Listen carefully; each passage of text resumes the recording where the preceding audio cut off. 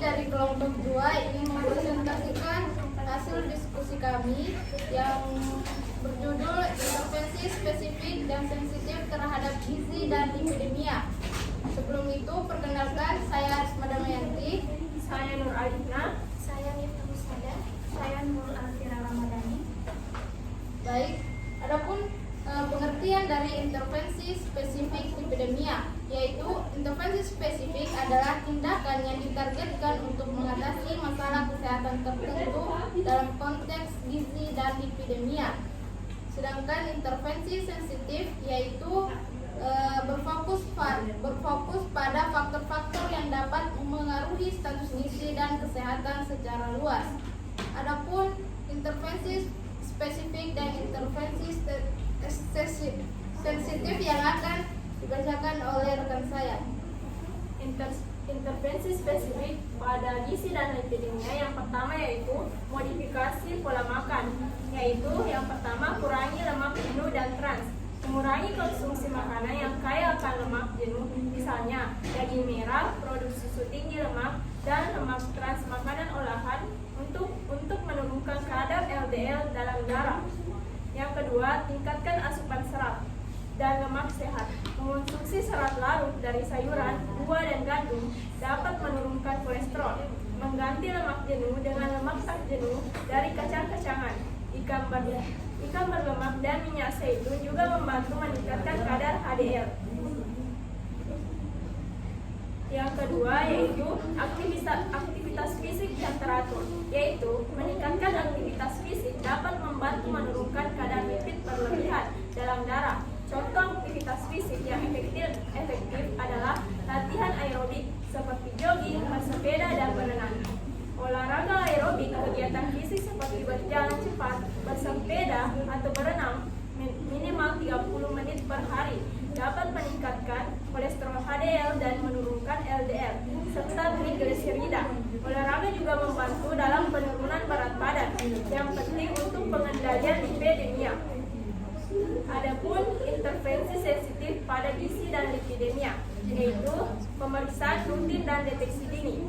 Yang pertama, layanan kesehatan terjangkau, menyediakan layanan pemeriksaan profil lipid atau kolesterol dan trigliserida yang terjangkau di fasilitas kesehatan, khususnya di daerah yang kurang akses terhadap fasilitas medis.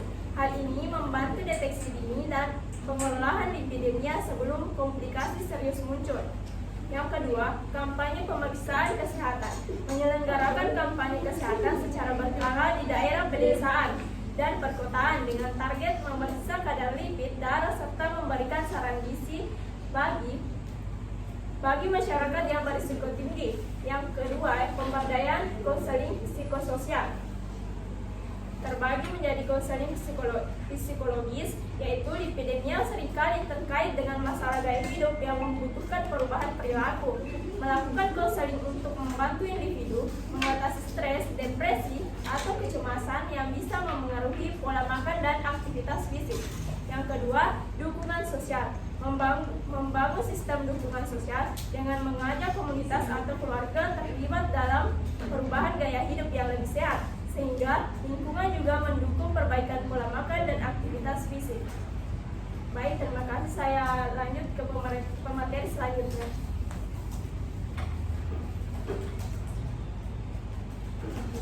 Baik, intervensi spesifik selanjutnya yaitu pengendalian berat badan, yaitu mengurangi asupan kalori dan gula serta meningkatkan konsumsi makanan bergizi seperti protein nabati untuk mengendalikan obesitas atau overweight yang dapat meningkatkan kadar trigliserida dan LDL serta menurunkan kadar HDL. Adapun strategi atau program yang dapat dilakukan yang pertama yaitu meningkatkan aktivitas fisik secara signifikan dapat membantu menurunkan berat badan dan mengurangi kadar lipid dalam darah. Studi menunjukkan bahwa penurunan berat badan minimal 10% dapat menurunkan risiko kardiovaskular. Yang kedua yaitu mengurangi asupan kalori dan mengkonsumsi makanan yang rendah lemak dapat membantu menurunkan berat badan dan mengurangi kadar lipid dalam darah. Intervensi kedua yaitu merokok. Memberikan edukasi penghentian merokok karena merokok adalah salah satu faktor risiko kuat terjadinya penyakit kardiovaskular. Adapun contoh program yang dapat dilakukan yaitu memberikan edukasi dan konseling, mengadakan seminar atau workshop tentang risiko merokok terhadap kesehatan kardiovaskular dan manfaat berhenti merokok, serta distribusi materi informasi seperti brosur atau video edukasi. Yang kedua yaitu konseling pribadi, menyediakan sesi konseling dengan profesional kesehatan untuk membantu perencanaan strategi penghentian rokok dan mengatasi tantangan kecanduan. Sedangkan intervensi sensitif ada pendekatan edukasi personal dan keluarga. Programnya yaitu pendidikan gizi yang disesuaikan, melibatkan pasien dengan keluarga dalam program pendidikan gizi yang dikustomisasi berdasarkan kebiasaan makanan dan kondisi sosial ekonomi. Yang kedua, pendidikan tentang gaya hidup aktif, mendorong aktivitas fisik yang mudah dilakukan seperti berjalan kaki atau bersepeda yang sesuai dengan kondisi sosial ekonomi masyarakat. Program ini juga mencakup kegiatan komunitas atau olahraga kelompok untuk meningkatkan keterlibatan. Intervensi yang kedua yaitu intervensi ekonomi dan aksesibilitas, yaitu program subsidi makanan sehat. Membuat program intervensi yang memberikan akses lebih mudah terhadap makanan sehat seperti sayuran, buah-buahan, dan minyak yang lebih sehat terutama bagi kelompok dengan pendapatan rendah, serta mengonsumsi makanan olahan rumah. Program ini melibatkan kampanye untuk mengurangi konsumsi makanan olahan yang lebih murah tapi tinggi lemak jenuh dan trans.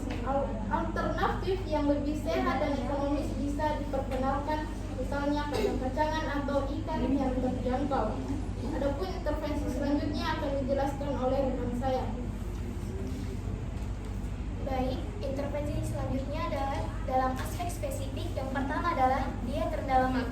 Mengurangi asupan lemak jenuh dan kolesterol adalah langkah utama untuk menurunkan kadar LDL atau kolesterol jahat. Makanan yang dianjurkan termasuk sayuran, buah-buahan, biji-bijian, serta menghindari makanan olahan dan tinggi lemak. Poin yang kedua adalah pemberian suplemen fitosterol. Fitosterol dapat membantu menurunkan kadar LDL-C hingga 15% jika dikonsumsi dalam jumlah 1,5 sampai 3 gram per hari.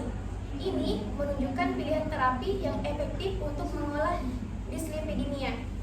Selanjutnya, intervensi sensitifnya. Poin pertamanya adalah intervensi gizi sensitif. Edukasi kesehatan dan gizi, meningkatkan pengetahuan masyarakat tentang pentingnya pola makan sehat dan gaya hidup aktif. Program edukasi ini bisa dilakukan untuk seminar, lokakarya, atau kampanye kesehatan yang menekankan pada pencegahan dislipidemia. Poin kedua adalah peningkatan akses pangan bergizi, memastikan masyarakat memiliki akses terhadap makanan bergizi. Ini termasuk program bantuan pangan yang menyediakan makanan sehat bagi kelompok rentan seperti anak-anak dan lansia.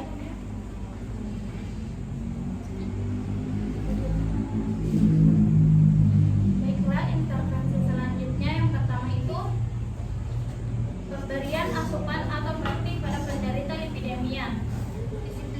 Dislipidemia mengacu pada kadar lipid yang tidak normal dalam aliran darah yang merupakan faktor risiko yang signifikan untuk penyakit kardiovaskular atau isipin. Disregulasi kadar lipid ini baik karena faktor gaya hidup, dapat menyebabkan aterosklerosis dan komplikasi sipil lainnya. Diagnosis ini seringkali bergantung pada tes profil lipid dengan target kadar yang direkomendasikan untuk kesehatan CV yang optimal. Strategi pengobatan bekerja untuk mengurangi risiko dengan menargetkan kelainan lipid tertentu, menekankan perubahan gaya hidup, dan mempertimbangkan penyakit penyerta untuk perawatan individual. Selanjutnya itu perubahan gaya hidup dan penggunaan obat-obatan. Ini adalah bagian dari intervensi spesifik dislipidemia. Mengurangi konsumsi makanan dan minuman yang mengandung banyak gula dan garam seperti mengurangi konsumsi daging merah, jeroan, coklat, dan gorengan.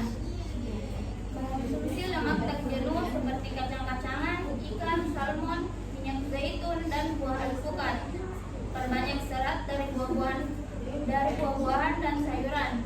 Perbanyak minum air putih, berhenti merokok, dan aktivitas fisik dengan intensitas sedang seperti berjalan cepat, bersepeda statis, atau berenang selama 30 menit. Obat-obatan yang dapat digunakan yaitu statin yang dapat membantu mengurangi kadar kolesterol jahat atau LDL, ezetimibe, dan fibrat. Selanjutnya intervensi sensitif.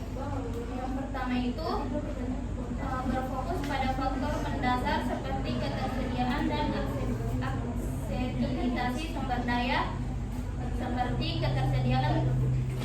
intervensi sensitif yang dilakukan secara tidak langsung, misalnya dengan menyediakan air bersih dan jamban yang sehat, memberikan pelayanan gizi dan kesehatan, dan memberikan edukasi kesehatan seksual dan reproduksi serta gizi pada remaja. Selanjutnya itu penyebab intervensi yang dilakukan secara langsung untuk mengatasi penyebab stunting yang menargetkan penyebab langsung mengurangi gizi seperti asupan makanan atau praktik pengasuhan anak. Intervensi ini dilakukan secara langsung, misalnya dengan memberikan makanan pada ibu hamil, memberikan tablet tanpa darah, dan memberikan imunisasi lengkap pada anak. Saya kembalikan. Baik, untuk intervensi spesifik selanjutnya yaitu kurangi gula dan karbohidrat olahan, yaitu makanan manis dan karbohidrat seperti roti putih atau nasi putih bisa meningkatkan kadar lemak darah atau trigliserida. Ganti dengan biji-bijian utuh seperti nasi merah atau gandum. Yang kedua, ganti daging dengan protein nabati, yaitu ganti daging merah dengan protein dari tumbuhan seperti tempe, tahu, atau kacang-kacangan. Ini bisa membantu menurunkan kadar kolesterol. Adapun intervensi sensitif selanjutnya yaitu pelatihan. Yang pertama, pelatihan dan konseling. Masyarakat bisa diajari cara memasak makanan sehat dan murah, serta diberi konseling untuk mengelola stres dan hidup sehat. Yang kedua, edukasi dari tokoh terkenal, mengajak tokoh masyarakat atau influencer untuk kampanye pola makan sehat agar masyarakat lebih sadar akan pentingnya menjaga pola makan. Sekian, baik, terima kasih. Saya kembalikan kepada moderator. Baik, itulah hasil presentasi dari kelompok kami. Terima kasih atas perhatiannya. Lebih dan kurangnya mohon dimaafkan. Assalamualaikum warahmatullahi wabarakatuh. Waalaikumsalam warahmatullahi wabarakatuh.